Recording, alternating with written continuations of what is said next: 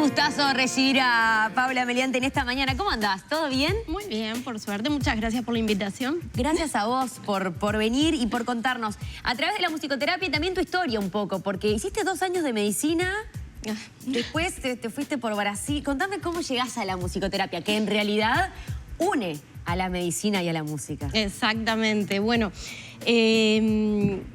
empecé teniendo claro que quería trabajar en el área de la salud. Entonces, bueno, hice medicina, empecé unos años, hice enfermería, de lo cual sí me recibí, de medicina no. Y en medio del estudio ahí, estaba en segundo, por ahí de medicina, y dije, bueno, pero a mí me gusta la música, y siempre me gustó. Entonces, bueno, empecé a estudiar en la Escuela Municipal de Música. Y ahí, bueno, mis padres quedaron muy contentos cuando decidí dejar la carrera de medicina para hacer música, para estudiar música. Pero bueno, nunca me terminaron de convencer las disciplinas separadas. Bien. ¿No? Entonces, bueno, por diferentes motivos de vida, familiares, migré primero a Brasil, a España y luego a Brasil. Y en Brasil estudié en el Conservatorio de Música Popular Brasilera y ahí descubrí una profesora que me comentó, me dice, vos tenés perfil para ser musicoterapeuta. Nunca había escuchado, nunca en mi vida había escuchado nada sobre musicoterapia específicamente. Y bueno, me animé, investigué. Di la prueba de ingreso. En Brasil la universidad tiene lo que se llama el vestibular, que es una prueba de ingreso. Me preparé en literatura brasilera, bueno, todo, ¿no? ¿Cuánto tiempo de carrera? Son 4 años. 4 años. Las licenciaturas son 4 años con una tesis, ¿no? Incluida en esos 4 años. Pasé en el examen y después que pasé dije, bueno, ahora hay que hacerlo, ¿no? Hay que empezar. Claro, ahora ya está. Encontré lo que quería. Claro, la vida me mostró, aunque yo aquí soy directora de la licenciatura en musicoterapia. Sí, de eso te quiero preguntar, porque en ese momento cuando estudiaste en Brasil, aquí no existía la licenciatura que el Ministerio de Educación y Cultura la avaló, la aprobó en el año 2016. 17. Exacto. Recién en 2017. Una cosa que le digo a mis estudiantes, porque lo viví en carne propia, es que uno no termina de entender la dimensión de lo que está estudiando y lo que está haciendo hasta que empieza a ejercer. Entonces, realmente ahí y con los años de experiencia es que uno va terminando de encajar todas las piezas para entender qué es lo que hacemos realmente los musicoterapeutas. En teoría te puedo dar una definición, algo muy entendible, pero vivenciarlo funciona desde otro lugar, ¿no? La licenciatura acá se presentó al Ministerio de Educación y Cultura en 2010, pero como no habían antecedentes de carreras en esta línea, hubo que buscar evaluadores extranjeros. Entonces, por eso demoró un poco más. 7 años para reconocerla, ¿no? Es bastante. Por suerte ya está reconocida. ¿Y cómo funciona? ¿Se da en CEDIAP? Contame un poco y cómo es la cantidad de estudiantes que ingresan, las materias. Yo ya te voy a preguntar un poco más por tu trabajo, pero también está bueno hablar de la licenciatura y que mucha gente sepa, si no se está enterando, que existe, sobre todo en estas fechas, que en breve, como que no quiere la cosa, comienzan ya los cursos. Exacto. Bueno, nosotros como musicoterapeutas aquí en Uruguay tenemos pros y contras, como casi todas las cosas, ¿no? La contra es que somos poco conocidos aún, porque son pocas las personas que ingresan a esta licenciatura. El pro es que una vez que nos ven trabajar, tanto sea en las prácticas de la facultad como en trabajos que la gente empieza a solicitar, la demanda aumenta y no nos quieren dejar ir.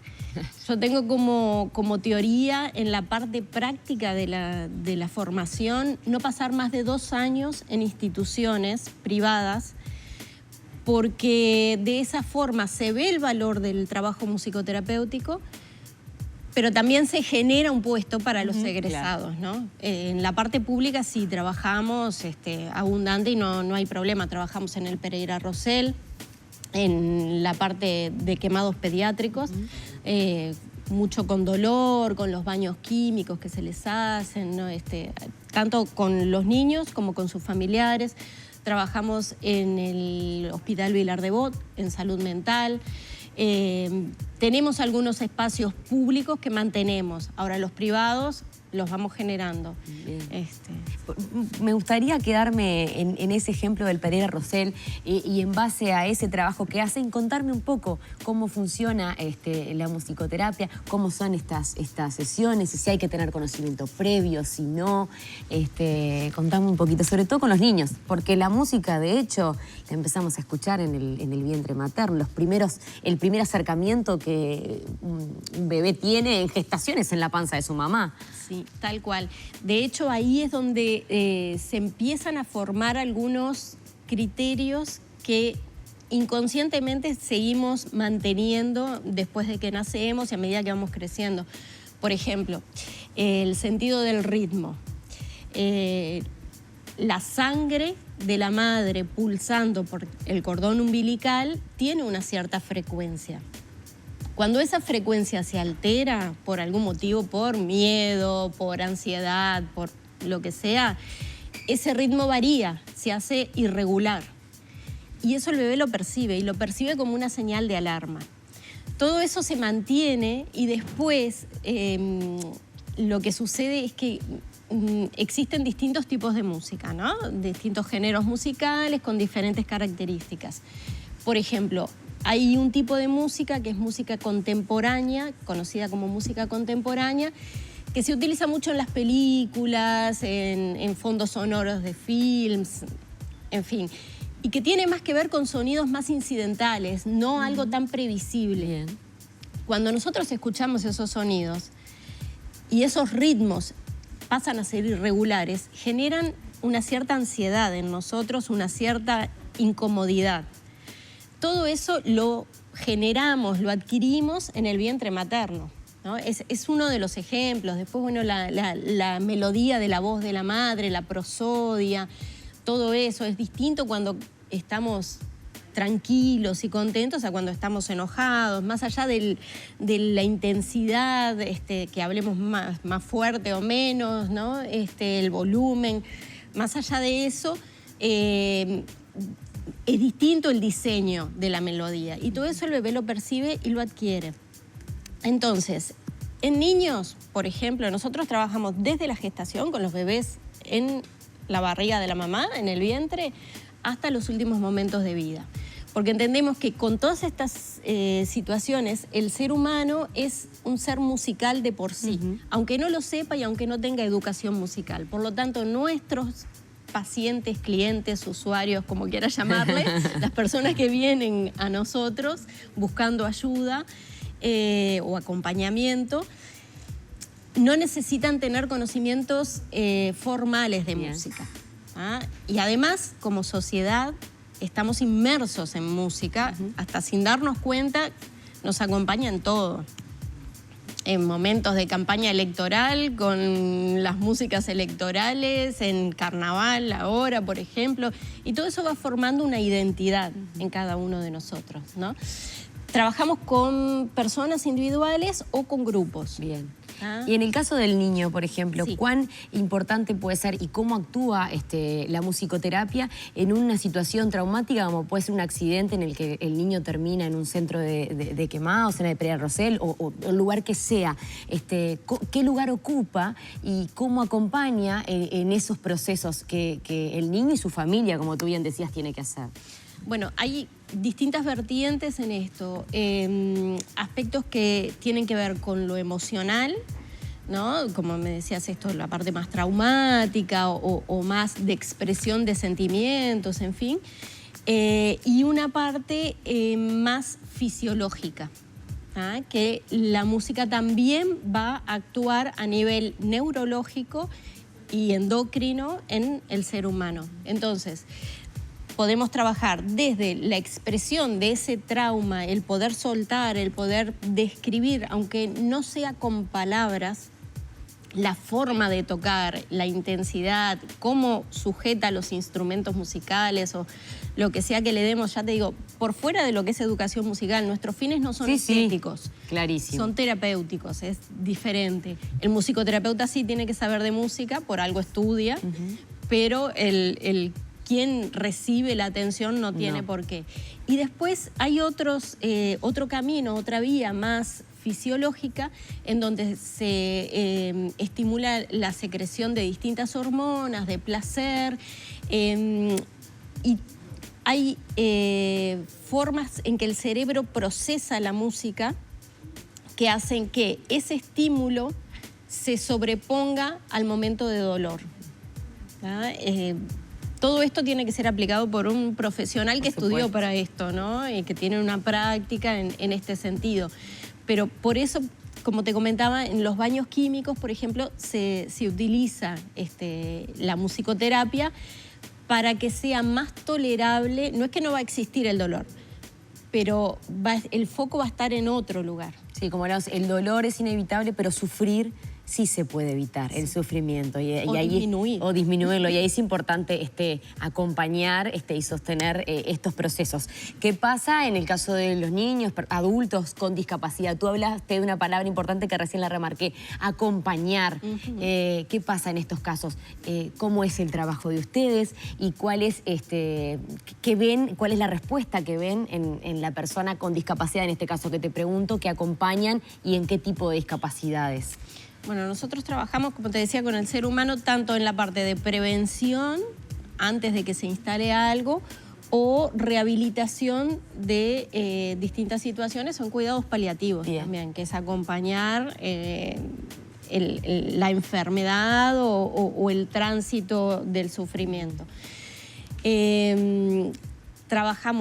Se trabaja muchísimo aquí en Uruguay, sobre todo con TEA, con trastorno del espectro autista, con diferentes alteraciones del desarrollo, diferentes discapacidades. Los objetivos van a variar según lo que necesite la persona. También. Y la terapia también irá variando dependiendo de cada caso. Esto es bien particular y destacando lo mejor para la persona, acompañándola y potenciándola en todo. Digo potenciar porque en el caso de las personas con TEA, por ejemplo, hemos tenido acá un chico argentino que no hablaba y gracias a un psicólogo que le dio una guitarra, hoy tiene una banda de música. Claro. O sea, lo que puede hacer la música en la vida de una persona, pongo ese ejemplo, pero es infinito. Sí, porque utiliza otra vía, que no es la verbal solamente, porque también puedes cantar y estás, de cierta forma, estás hablando, ¿no? Estás transmitiendo, comunicando. Pero al hacerlo a través de la música, engloba otras áreas cerebrales que empiezan a funcionar y la atención no va solamente por el procesamiento verbal, ¿no?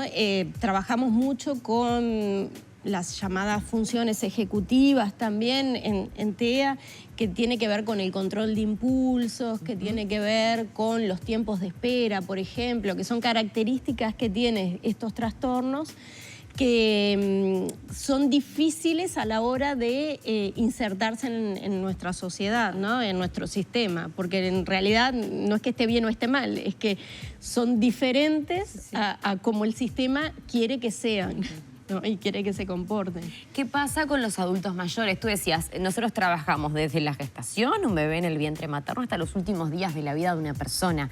¿Qué pasa en los últimos días de vida de una persona, en el último tramo de la vida? ¿Cómo es ese acompañamiento y en qué casos lo hacen? Bueno, trabajamos en la parte de envejecimiento normal, digamos, sin ninguna patología instalada, más allá del desgaste normal del tiempo. Y después con patologías también, con diferentes tipos de demencias, con Alzheimer, distintos tipos de demencias. Y los objetivos, de nuevo, va a depender, porque tiene mucho que ver también lo cultural, ¿no? Lo cultural en el sentido de cómo fue la cultura de esa persona, qué es lo que le gusta, a lo que está acostumbrada, sin juicios de valor, pero tiene que ver con eso. Pasa mucho, por lo menos en estas generaciones, que en la tercera edad tienen un acercamiento mayor a lo que sería la música del tango, por ejemplo, y las milongas. Entonces, culturalmente, los más jóvenes no están tan cercanos a estos géneros. Entonces, tienen que adaptarse, el musicoterapeuta tiene que adaptarse a las características culturales de estos pacientes. Y bueno, en Alzheimer podés trabajar, o en las diferentes demencias, podés trabajar toda la parte de memoria, podés trabajar la expresión de sentimientos. Hay mucho de sentirse enojado por no entender, desorientados, no entendidos, ¿no? Porque lo que vienen, se pierden muchas libertades, mucha autonomía, ¿no? Muchas cosas que ellos decidían, las personas de tercera edad decidían por sí mismas, ahora sus hijos se hacen cargo. Entonces eso genera mucha angustia y mucho dolor, ¿no? Y bueno, nosotros trabajamos contemplando todo eso, acompañando los procesos, dejando que se expresen, porque también hay una cierta vergüenza de expresarlo, de decir, me consideran que ya no sirvo, son otros los que deciden por mí, es mi plata y por qué él está decidiendo qué es lo que hago, ¿no? Son situaciones que son difíciles, entonces ayudamos a transitarlas. Más allá de lo que te decía, ¿no? Trabajar de repente la memoria, trabajar de repente cuestiones de ayudar en la parte de léxico, ¿no? De cosas que se van perdiendo, digo, no solo memorias autobiográficas de qué es lo que pasó en su vida, sino memorias a corto plazo también, ¿no? Dónde dejé las llaves, cómo estoy en la cocina, cómo me manejo, no sé, todas esas cosas podemos ayudarlas. Entendemos que los procesos que suceden dentro de la música se van a replicar en la vida cotidiana de las personas. Entonces nosotros trabajando toda esta parte de memoria y de esta solución de problemas en la música, la persona lo va a trasladar después a su vida cotidiana también. Hablamos de que es posible participar de sesiones de musicoterapia sin tener conocimiento previo, que depende de cada caso, el acompañamiento, estar en esos procesos y, bueno, potenciar a todas las personas a las que se acercan, a sus familias. Puede ser individual o grupal. ¿Cómo son las sesiones grupales? ¿En qué consisten? ¿Y qué pasa allí? Mira, tenemos 4 experiencias musicales fundamentales que tienen diferentes variaciones cada una de ellas, ¿no? Con objetivos diferentes y técnicas diferentes. Una es composición musical, en donde se compone la música junto, el musicoterapeuta aporta sus conocimientos musicales para que la persona componga una canción. Esto se ha usado mucho en el Vilar de Bo, por ejemplo, en donde los internos, los usuarios, lo que hacen es sobre canciones conocidas, por ejemplo, una que usaron mucho fue Amor Profundo.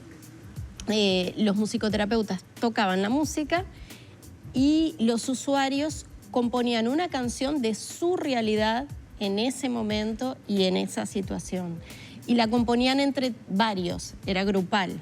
Este es un ejemplo de cómo. Después esas canciones se presentaron en la capilla del Vilar de Bo, con los equipos de audio, todo, se encargaron ellos, nosotros llevamos las cosas, pero ellos se encargaron, gestionaron todo. Esto levanta la autoestima, ayuda a la toma de decisiones, porque entre ellos tenían que acordar, además, la escucha del otro, el registro de otras personas, ¿no? El salirse de su mundo individual, el estar en el aquí y ahora para poder tener un producto colectivo, ¿no? Y brindarlo a los demás. Lo presenciaron médicos, equipo de salud, enfermeros, equipo de limpieza, todos.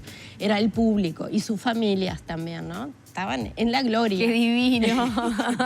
Claro, es súper poderoso en ese sentido para este tipo de patologías, en este caso de la composición que te decía. Después tenemos improvisación, que es improvisar sin nada o con algunas pautas que orienten la composición. Después está la recreación, que es cantar o tocar algo que ya está escrito, compuesto. Y después está la audición. Dentro de la audición me importa destacar que nunca es pasiva. Es receptiva, pero nunca es pasiva. Bien. Porque siempre está generando cosas en nosotros. Yo en este momento estoy haciendo una especialización en un método que se llama Imágenes Guiadas con Música, y que trabaja mucho, es audición musical de distintas piezas que están estudiadas en sus características, tienen objetivos específicos, son piezas en general de música clásica, pero también hay música considerada New Age, y el objetivo no es relajar a la persona, el objetivo es que esa persona consiga exponer sus contenidos internos, bajando las defensas, en el sentido de que permita salir todo ese contenido. Se utiliza en estrés postraumático, en adicciones o en personas normales, entre comillas, siempre lo resalto.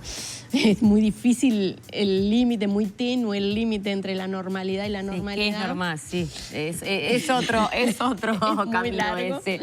Paula, muchas gracias por haber venido, por contarnos, informarnos y saber que existen estas terapias que en nuestro país se puede estudiar en CEDIAP, que lo pueden buscar. ¿Cómo te pueden contactar a vos? Bueno, mi Instagram es Musicoterapia Uruguay. Ahí lo estamos viendo en pantalla. Facebook, Musicoterapia en Uruguay, y mi teléfono, no sé si está por ahí, 097-999901. Buenísimo, 097-999901. Perfecto, muchas gracias, Paula, que tengas un buen día. Gracias por venir. Muchas gracias. Cerramos por acá y nos vamos con nuestros compañeros a otro rincón de nuestra casa.